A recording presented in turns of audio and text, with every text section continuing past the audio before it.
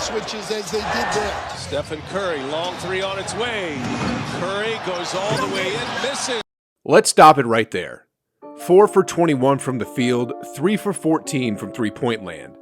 Y'all know when Steph is going to shoot like that again? The answer is probably never again this season. Just before I start this video though, I gotta give credit to where credit is due. Monty Williams and the Suns executed their game plan pretty well. Mikal Bridges did one of the best defensive jobs against Steph Curry, and he was the player of the game, followed closely by DeAndre Ayton. CP3 was also quite the floor general, and there's a reason why the Suns have had such a great start to their season. Anyway, moving on here. Despite the Golden State Warriors' third loss this season coming against the rising Phoenix Suns, I gotta say, there's a lot of good stuff to look forward to when it comes to this Warriors team because, well, they're about to do something the NBA has never seen before. Let me explain to you what I mean. Steph Curry literally had the worst shooting night ever, but even then, the Warriors were only trailing by 1 point with under 5 minutes to go in the fourth quarter. Steph literally shot 4 for 21 from the field, 3 for 13 from three-point range, and yet the Warriors only lost by 8 points? I mean, even if Curry had just a subpar game and shot 10 for 21 from the field, the Warriors would have won the game.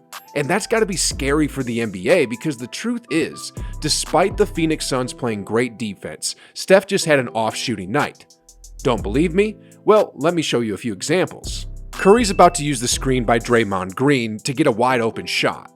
Otto Porter have carried the water, and now Curry missed it. As you can see, this is a wide open shot that Curry usually makes in his sleep, but he missed this one.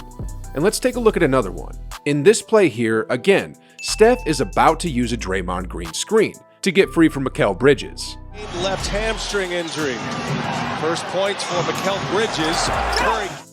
Also again in this play, the defense didn't bother the shot at all. It was just another one of those shots that Curry normally makes in his sleep, but again, he missed this one. Let's take a look at just one more. In this play here, Steph's got JaVale McGee here in a one-on-one situation. Get as tough on him as you can, and then you've got to hope they miss. Yeah, that's how you know it's just going to be one of those nights. But still, despite Curry having the worst night shooting of his career, the Warriors were still only down by 1 with less than 5 minutes to go in the fourth quarter.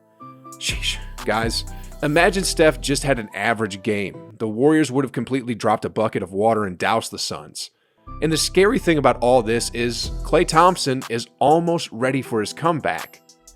Whether it's Mikal Bridges playing some elite defense against Curry or Dillon Brooks from the Grizzlies guarding Steph, the truth of the matter is the other half of the Splash Brother equation is gonna be back. And when that happens, well, to echo what Steve Kerr said, it's gonna be fun. The head coach recently said, when teams are going to commit people to Steph the way that Phoenix did, there are going to be openings. There's going to be openings for Jordan Poole, openings for Otto Porter Jr., guys who have knocked down a bunch of threes, and there will be openings for Klay Thompson. It's going to be fun. And speaking of Klay, check this out. This is Klay Thompson right here. Yes, it's really him, participating in a 5-on-5 scrimmage with the C-Dubs. This video isn't photoshopped or edited in any way, yet check out what happens here.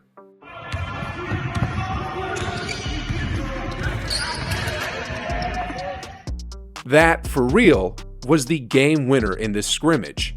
Anyway, Klay is set to come back within a month, you guys, and with that, the Warriors are about to go from a great team to perhaps one of the all-time great teams in NBA history. And that's not all either. James Wiseman is set to come back too, and centers like DeAndre Ayton are going to find that scoring against the Warriors is about to get that much harder. In the win against the Dubs, Ayton went for 24 points and 11 rebounds on 11 for 19 shooting from the field on shots like these. Tate misses with the left, Ayton the rebound, all looking for Ayton inside again, controls, shakes Looney, jump.